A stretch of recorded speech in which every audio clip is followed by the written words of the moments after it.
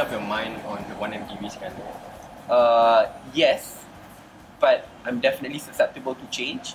So if new facts come out, new testimonies come out, like I'm definitely up for change. But as of now, I think I've made up my mind. If you want to ask like what what the view is, what I'm genuinely disappointed on. If you had asked me this question 1 year ago, I would give you a completely different answer. Because 1 year ago, I was one of the strongest proponents of Datuk Sri Najib. I defended his move to implement the GST.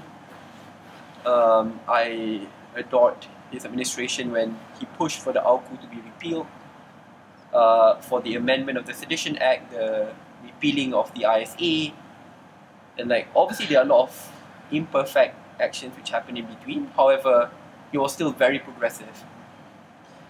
But then I think he, like all the reforms which he made, even like he was the one who reformed MACC from 2009, before it was ACC, now it's MACC. But I think he hit his own wall, or he got caught in his own net of reforms. The problem then, when he was caught, all the reforms which he has made throughout his years as a Prime Minister were backtracked. Independence of the MACC, we see continuous intimidation to his MACC officers, the last-minute transfers of 2 officers and then finally being transferred back, and then the call of internal transfers just recently of the Deputy Chief Commissioner of the MACC. So like there's intimidation there, and AG being kicked out at the very last minute. Obviously this is always not kicked out, but pretty sure all of us will be able to assess that on our own.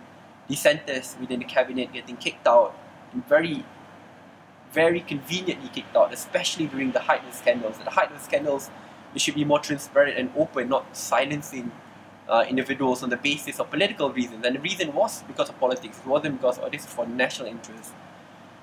So I think all the independence which he has brought to our protectors, to the institutions which will stand for us in the future, will represent the interests of the youth, have been compromised. I think that's where I've realized that the more there are contradicting stories as each day passes by, more information comes out, more silencing of people both in the government, opposition, and also of civil servants. I think that indicates that something is definitely wrong, and I think it's time for something to be done there. Do you think the Prime Minister should go?